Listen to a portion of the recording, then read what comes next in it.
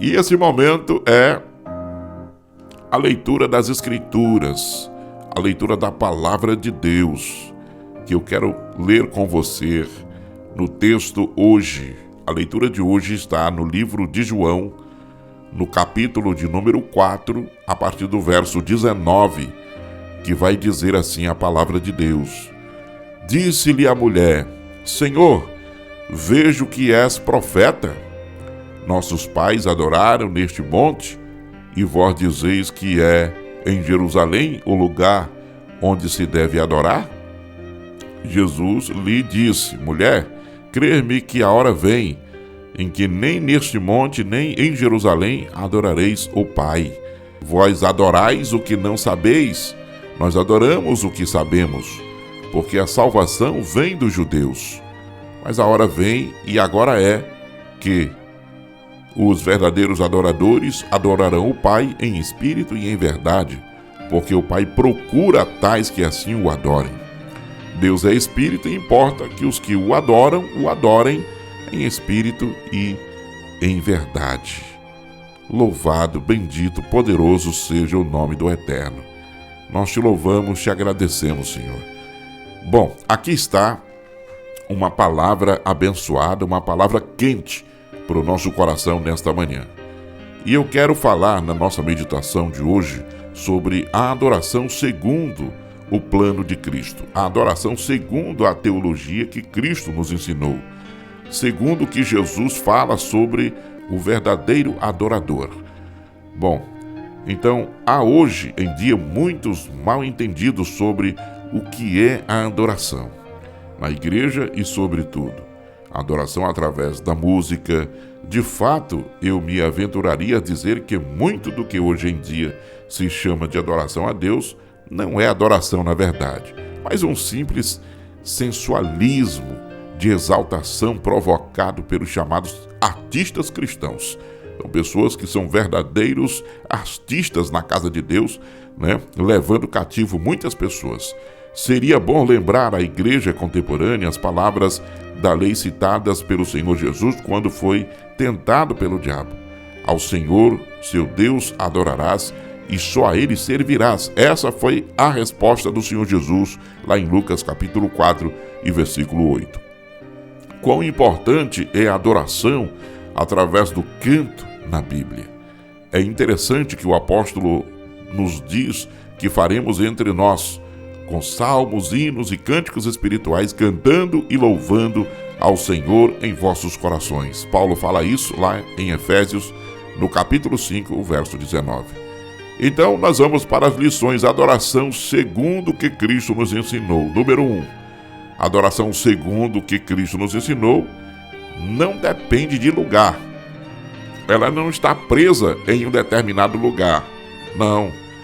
Por quê? Porque ela é algo interessante para a vida do cristão. A adoração segundo o que Cristo nos ensinou não depende de lugar, porque a adoração verdadeira é uma atitude que vem de dentro, que vem do coração do ser humano, da vida da pessoa.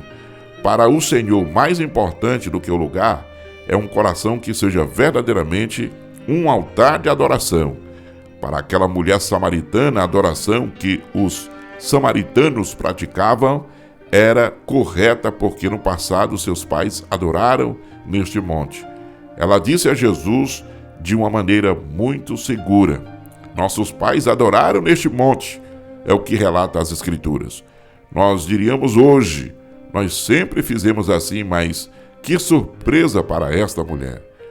Esse dia não era um dia qualquer, esse dia ela teve uma conversação pessoal com Deus encarnado, quem lhe profetizou o futuro da adoração. E em uma mensagem profética, o mestre lhe disse que tudo ia mudar. Outro detalhe é que você está disposto a mudar a sua adoração? É uma pergunta que não quer calar.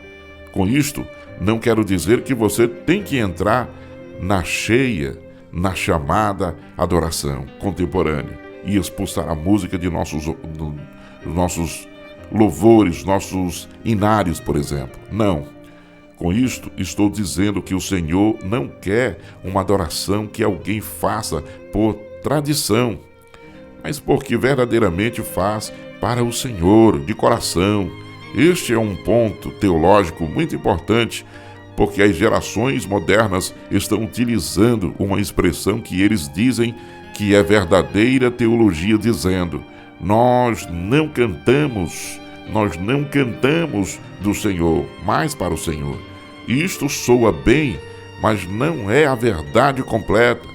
Nós cantamos sobre o Senhor porque entregamos uma mensagem com a letra da música.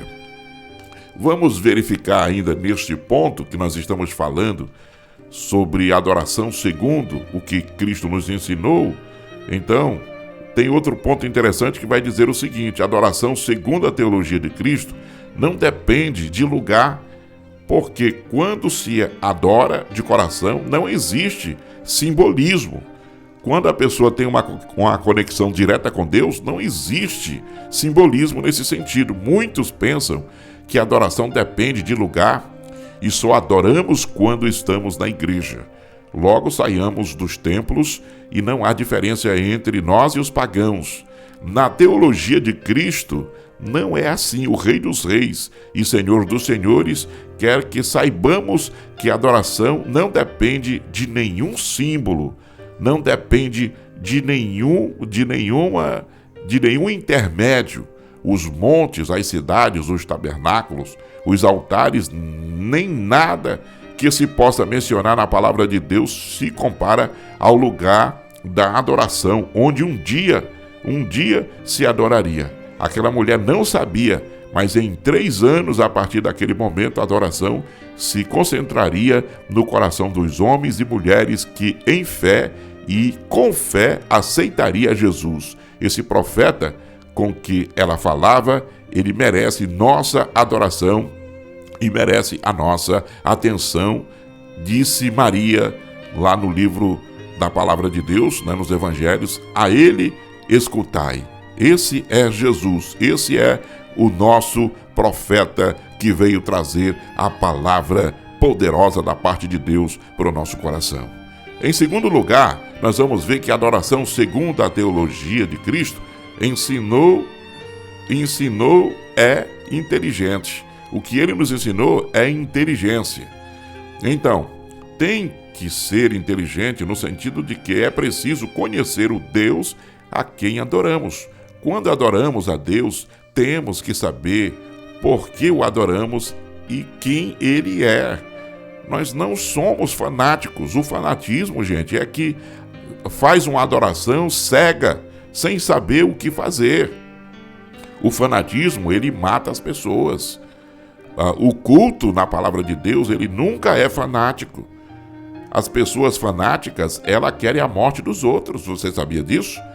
Ele não aceita distorção daquilo que ele pensa sobre o seu fanatismo. É diferente. Jesus falou do culto, mas o culto precisa ser e tem que ser inteligente. Nós temos que adorar a Deus porque o conhecemos de verdade. É necessário que o adorador ele tenha de fato um conhecimento. Ninguém pode adorar quem não conhece, gente. Viver uma vida cega, pelo amor de Deus, como pata cega, sem saber da verdade. Este é um ponto muito controverso, desde o púlpito moderno, porque a mente popular e politicamente correta nos diz. Ele diz assim: o importante é que todo mundo cante e adore a Deus. É o politicamente correto. Mas Deus, ele sabe fazer a separação. E não se apoia no Salmo, no caso, segundo o que Davi diz aqui no Salmo 150, tudo que respira louve ao Senhor. Também se ensina que não importa que uma pessoa não tem que crer em Deus para adorar. E que não importa o que a religião pertence. Perdoe-me, mas tal coisa não é bíblica. Isso é extra-bíblico, isso não está na palavra de Deus. A pessoa, para poder servir, para adorar, ele precisa ser um adorador, senão ele vai ser um fanático. Evidentemente, provavelmente, uma pessoa que adora sem crer, e se sente bem porque há música, há sentimentos envolvidos, mas Deus quer pessoas nascidas de novo, gente.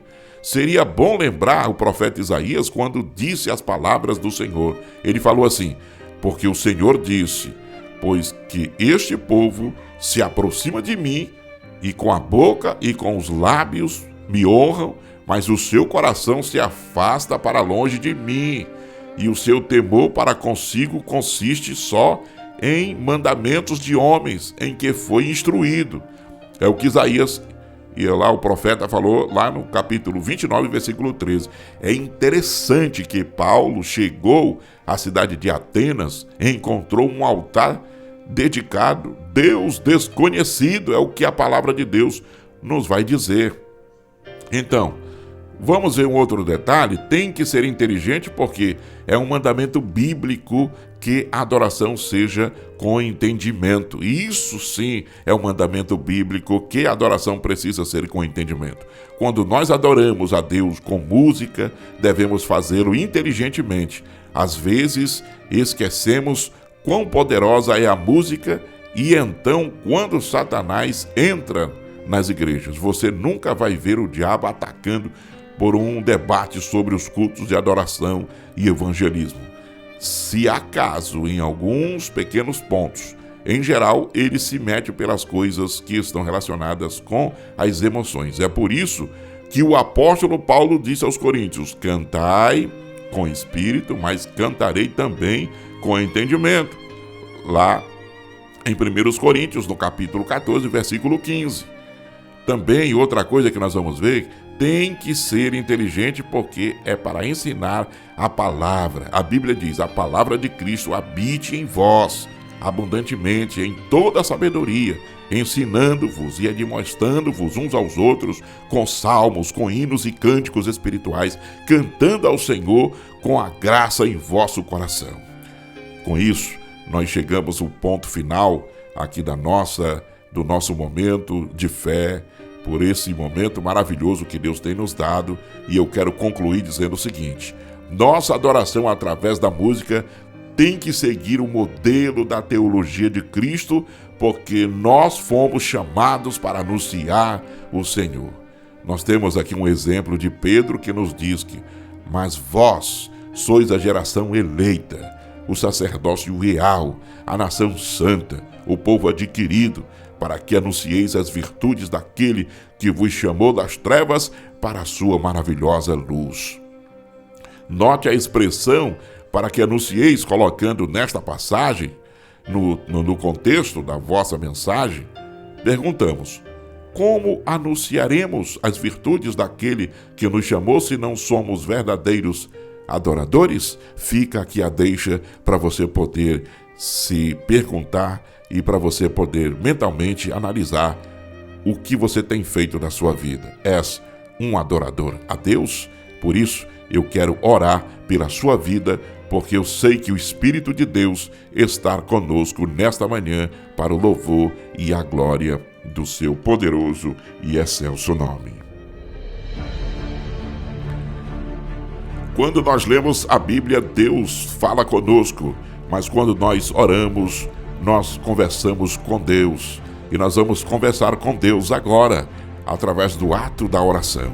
E nós vamos pedir para Deus poder abençoar o nosso dia e nos dar vitória sobre todos os problemas. Pai amado, Santo Deus, Eterno Senhor, graças te damos por esta manhã, papai. Mais um dia, mais um momento, quando o Senhor tem nos dado o privilégio, a graça, a vitória de podermos estar na tua presença. Abençoa o teu povo, a tua igreja, a tua eleita. Senhor Jesus, nós estamos aqui na terra. Nós precisamos de graça, de unção, de autoridade, o teu poder, o poder do teu Espírito Santo sobre nós. Nos ajuda. Oh Deus, nos perdoa pelas nossas fraquezas, nossas falhas, palavras, obras, atitudes, ações. Te apresento os ouvintes, te apresento o nosso povo, a nossa nação, as autoridades constituídas, que o Senhor tenha misericórdia do nosso povo. Querido Espírito Santo, faz a obra para o louvor do seu nome e da sua glória. Aqui nós estamos, ó Deus. Como é bom poder estar na tua presença. Eu te louvo, eu te sirvo, eu te adoro. Oh Jesus querido, oh Jesus poderoso, a minha alma se engrandece na tua presença. O meu coração se estremece diante do Senhor, porque Tu és o meu Salvador, Tu és o meu Deus. Não há outro como o Senhor. Eu te adoro em espírito e em verdade.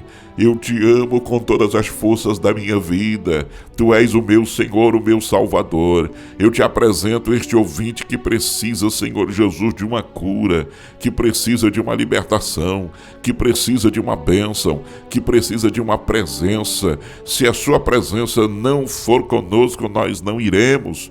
Foi o que teu servo Moisés falou para com o Senhor lá no deserto, lá no Sinai. Nós te pedimos, Pai, no nome de Jesus, que o Senhor tenha compaixão e misericórdia, ser conosco, vai na frente, abrindo portas, dando vitórias, trazendo graça, trazendo unção, liberta, cura, levanta, fala.